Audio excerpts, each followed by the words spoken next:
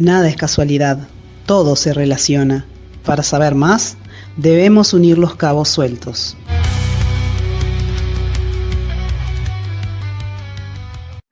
Tenemos el agrado de estar nuevamente conversando en esta ocasión con Edgar Isk, académico, exministro de Medio Ambiente de Ecuador, asociado al Centro Latinoamericano de Análisis Estratégico. Hay varios temas que queríamos abordar con él.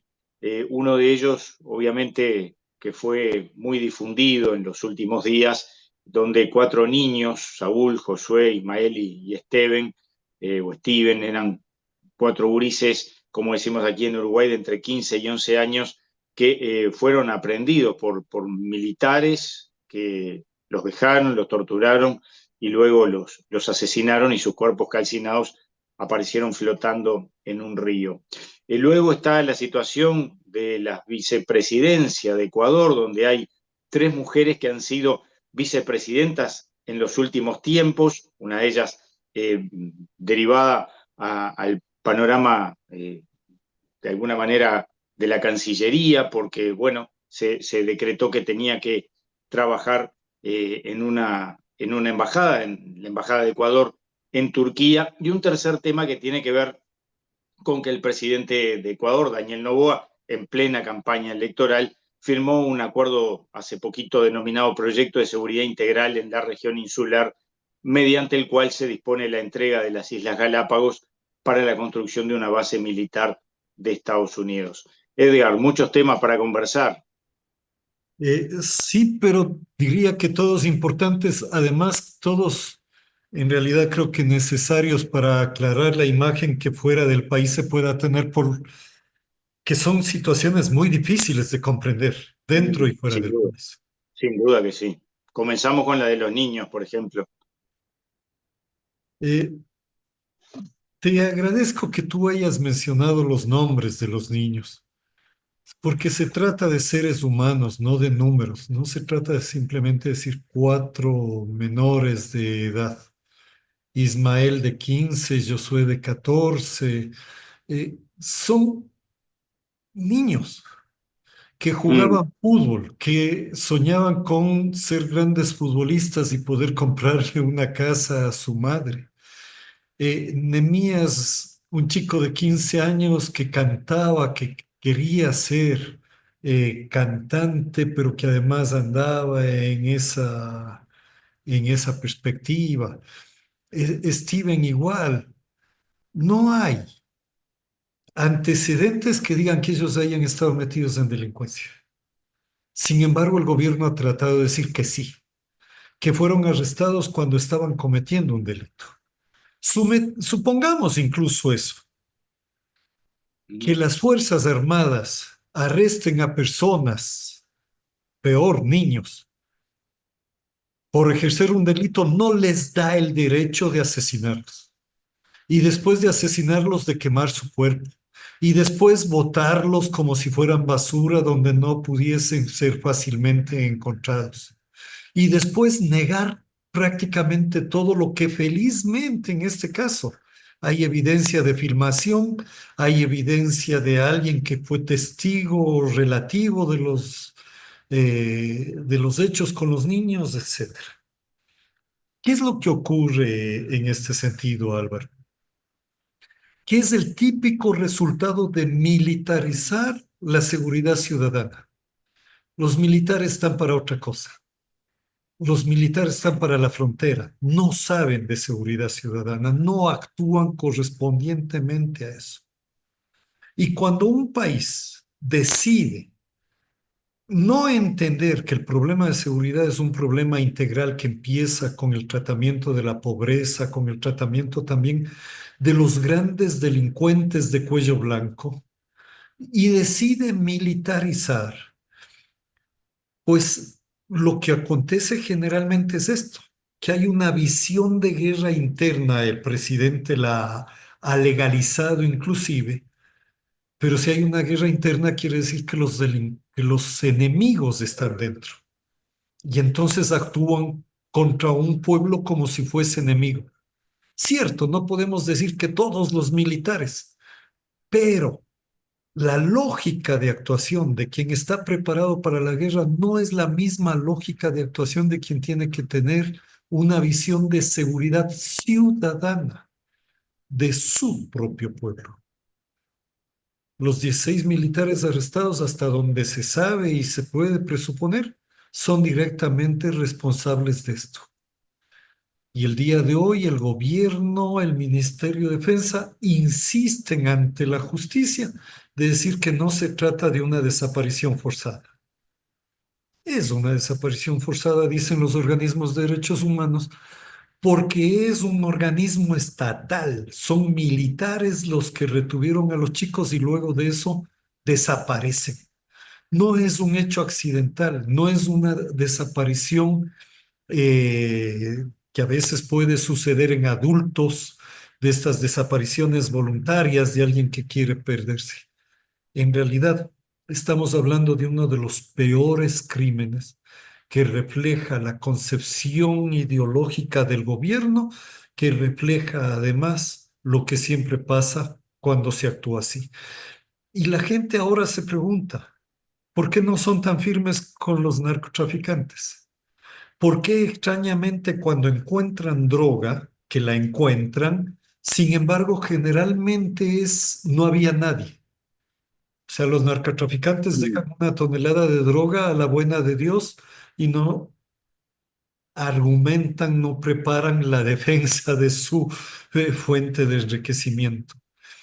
¿Por qué estas mismas Fuerzas Armadas o estas mismas fuerzas no admiten que lo que tiene que buscarse es justicia y por tanto están obligados a dar toda la información y todo el apoyo al sistema judicial ecuatoriano para que pueda atender?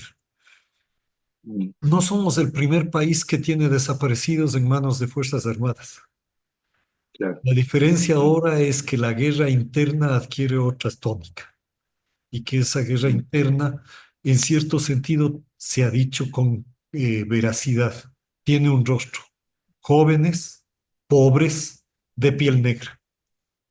Es ahí donde se concentra la violencia estatal, mientras a los grandes delincuentes de cuello blanco siempre se les protege y se les busca de las formas de que puedan escapar de la justicia. Esto me lleva al tercer tema que yo planteaba hoy, que tiene que ver justamente con la firma de ese acuerdo, proyecto de seguridad integral en la región insular, mediante el cual el gobierno de Ecuador dispone la entrega de las Islas Galápagos para la construcción de una base militar de Estados Unidos. ¿Supone esto entonces que Estados Unidos de alguna manera avala la política o las políticas en este sentido del gobierno ecuatoriano? Hay una conexión muy fuerte entre los dos gobiernos. Por supuesto, Estados Unidos como la nación poderosa que es y el gobierno de acá como el gobierno de una nación dependiente, como el gobierno servil. Tanto es así que es frente al caso de los 4 niños ya se pronunció la embajada norteamericana. ¿Sí? Claro. Así de simple. Y en esencia, repitiendo lo que dice el gobierno. Y en esencia, diciéndoles a las Fuerzas Armadas, cuidado, hagan caso, aquí el otro tema que tú planteabas, a la vicepresidenta, sino que ustedes tienen que obedecer al presidente. Está Claro. íntimamente ligado. Estados Unidos ya tuvo una base militar en Galápagos. Ecuador les facilitó aquello en la época de la Segunda Guerra Mundial con argumentos precisamente de luchar contra el nazismo. Cuando salieron, destruyeron todo, todo lo que pudieron. No les importó ni siquiera decir gracias. Luego Claro.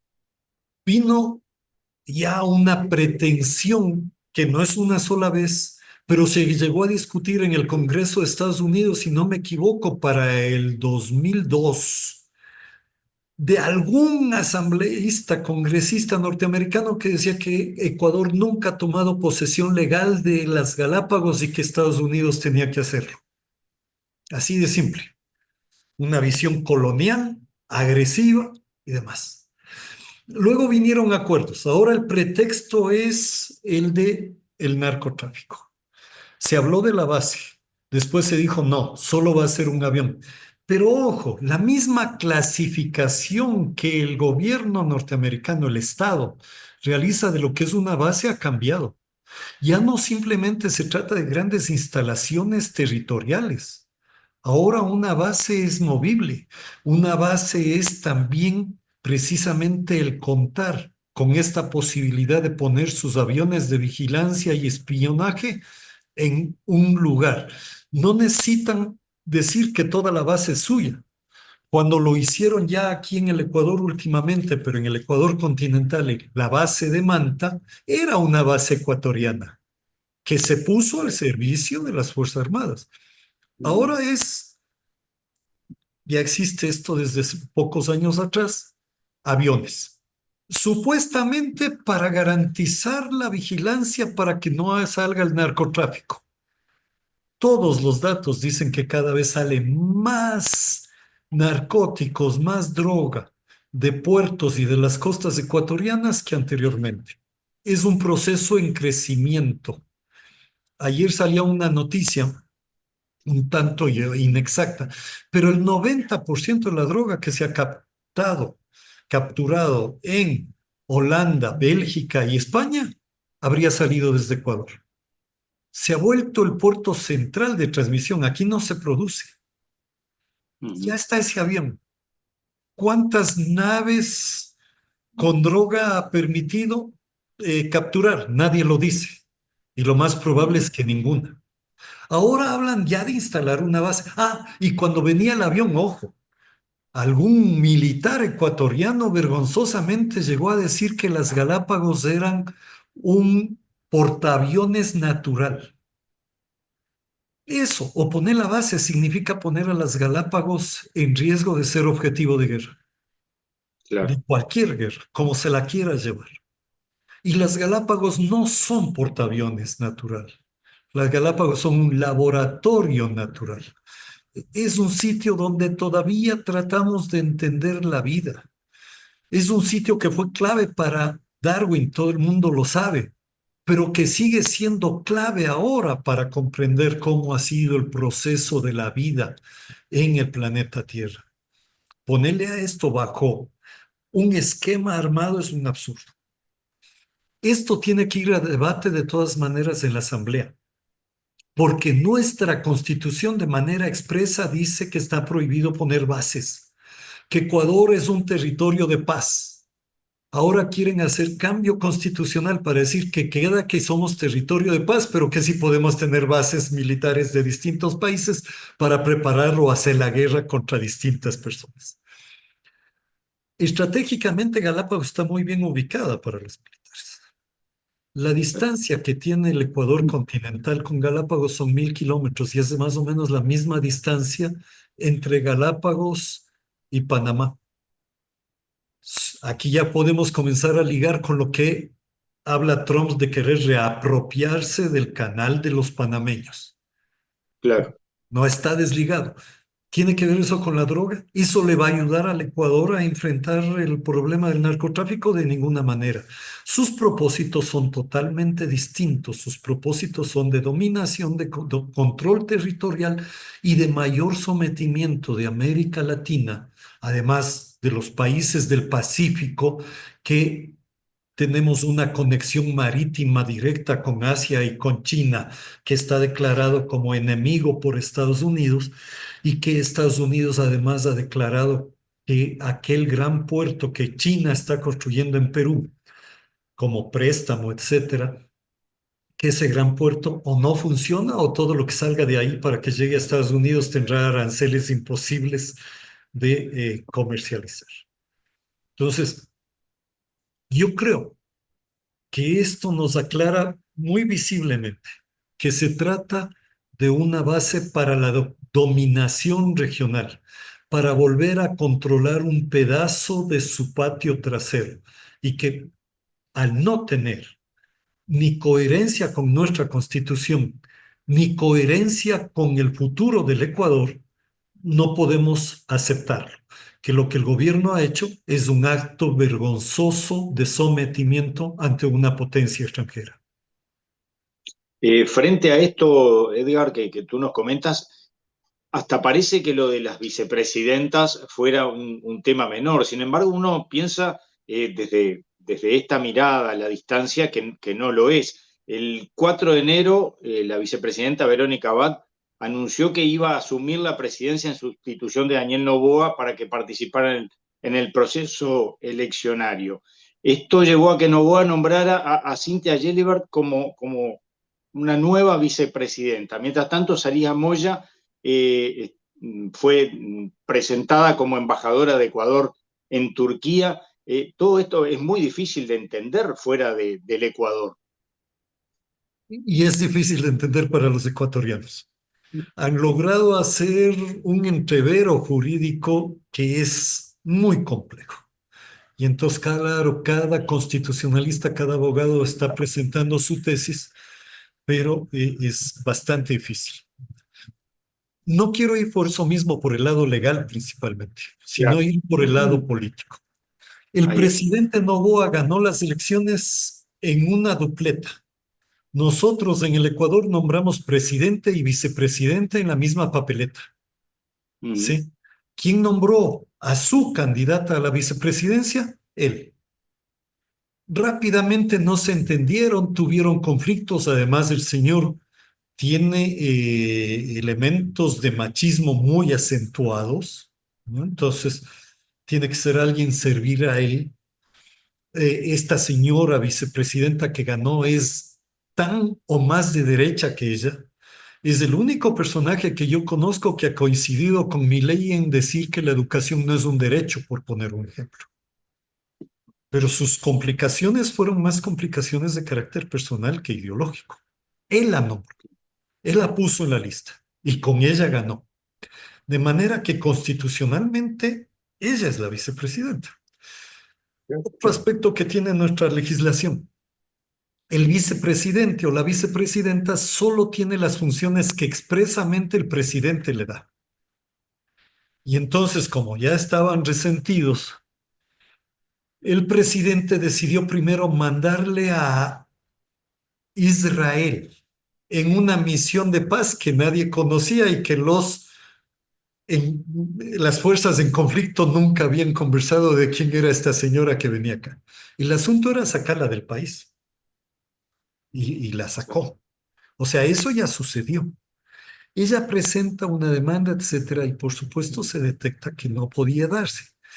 Y un ministerio, instancia inferior, le sanciona a ella. Un ministerio que es del Ejecutivo bajo órdenes en última instancia del presidente. Esto entra a la Corte y en la Corte se dice no puede ser, más bien el ministerio hasta tiene que pedirle disculpas. Y ella vuelve entonces a ser vicepresidenta, digámosle así, a plenitud por un momento. Y ahí es cuando Noboa dice, bueno, ya no se va a Israel, ahora se va a Turquía. Y le da un plazo brevísimo. Ella dice, bueno, según la ley incluso de servicio exterior, yo tengo 30 días para preparar mi viaje con mi familia. Entra en ese conflicto, toma vacaciones y demás, y Noboa nombra una vicepresidenta que aparentemente le cogió dudas legales de posibilidades de conflictos posteriores y le dice, estoy enferma, no puedo, y ahora nombra una tercera. Es decir, en 48 horas aproximadamente tuvimos 3 vicepresidentes.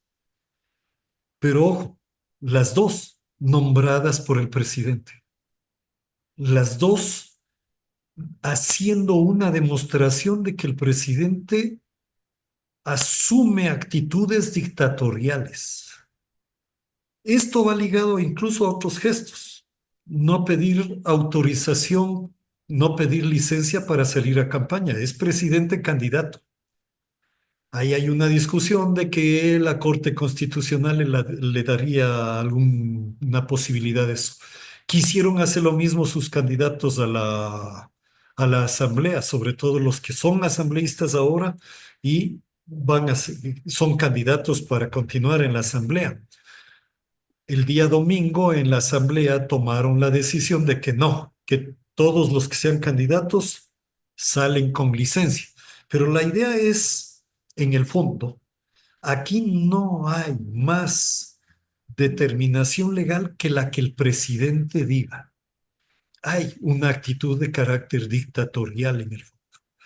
Todo lo contrario, dijo, esto es pro dictadura, quieren darme un golpe de Estado y demás. En el Ecuador nadie quiere dar en este momento un golpe de Estado. Además sería ilógico porque estamos en un proceso electoral que ya está en marcha, ¿sí? Claro. Y tercero, nadie tiene fuerza. Tú decías la vicepresidenta Abad anunció que ella iba a tomar entonces la presidencia, porque soy vicepresidenta legal y además el presidente tiene que pedir licencia. Ni siquiera pudo acercarse a la Casa de Gobierno. Todo eso cercado, militarizado, como nunca Quito pasa cada rato con vallas que no permiten llegar ni siquiera a la Plaza de la Independencia. Pero además, la señora en realidad no tiene apoyo. Y como ya las Fuerzas Armadas se pronunciaron antes, hacíamos una relación con lo que pasó con la embajada, etcétera, diciendo que ellos respetarán al presidente y a nadie más. Entonces, tú tienes a alguien que quiere tomar posición que no tiene ningún apoyo social, ningún apoyo militar, ningún apoyo organizado, que no tiene ninguna posibilidades de hacerlo. Se queda simplemente en la opción que ella tiene de proceder legalmente a una serie de demandas, de denuncias, de juicios, sin que de ellos se vea la posibilidad de que salga algo, algo útil y mucho menos a tiempo antes de que termine las elecciones. De tal manera que lo que te diría es, el ecuatoriano común y corriente no sabe si tenemos vicepresidente. No sabe si Claro. tenemos este momento vicepresidencia, no sabe quién es, no sabe tampoco cuáles son las funciones determinadas por el presidente. Y comienza a haber otras dudas, ¿no es cierto? En estas circunstancias se entenderá, comienza a haber la duda, ¿para qué sirve tener vicepresidente? Pero esto está en la Seguro. Constitución. Sí, la propia democracia viene a estar en cuestión, ¿no? Porque es decir, bueno, ¿para qué votan los ciudadanos y ciudadanas si luego ocurren estas cosas? También y sin ánimo de comparar situaciones de distintos gobiernos, pero también llama la atención cómo, ya no digo el concierto internacional, sino regional, reacciona de una manera, por ejemplo, en el caso de Venezuela, y esto que tú nos estás contando de Ecuador está prácticamente sin conocerse, ¿no? Sabemos que así como nos preocupa a nosotros, le preocupa a mucha gente, pero no tiene la repercusión que entendemos podría llegar a tener. Y que desearíamos que tenga, porque obviamente una presión de la opinión pública internacional sería muy importante en defender la democracia, en defender la justicia frente a, por ejemplo, al caso de los 4 niños de los que hemos estado hablando y muchos otros procesos similares. Ojo, los 4 niños no son los únicos casos que hay de desaparición forzada, hay otros que están en procedimiento. Hay otros que han sido denunciados en condiciones bastante similares, algunos de ellos. La desaparición forzada involucra el hecho de que hay una fuerza del Estado que es la que hace desaparecer. No se trata de un crimen cualquiera, se trata de la posibilidad de que tenemos crímenes de Estado encabezados por un presidente que pretende manejar la situación casi, casi como si él pudiese determinar qué es lo legal y qué no es lo legal en los distintos campos y sometiéndole al Ecuador a una presión de la potencia imperialista cada vez más fuerte. En ese sentido, yo te diría, tampoco resulta ser un caso de exclusivo interés para los ecuatorianos, porque estas cosas, ya lo sabemos bien, en América del Sur y en América Latina, suelen irse repitiendo. Si les va bien en algún lado haciendo ese tipo de cosas, en otros lados suelen irse repitiendo. Y entonces sí conviene la pena, y gracias a ti, Álvaro, por permitir que de alguna manera esto se conozca y se difunda. Edgar, es que te quedamos muy agradecidos, tratamos y sin duda que lo logramos de entender mucho más de todo esto que está sucediendo en Ecuador y habrá mucho más para seguir entendiendo, motivo de una próxima charla seguramente. Muchísimas gracias, Álvaro, a tus órdenes.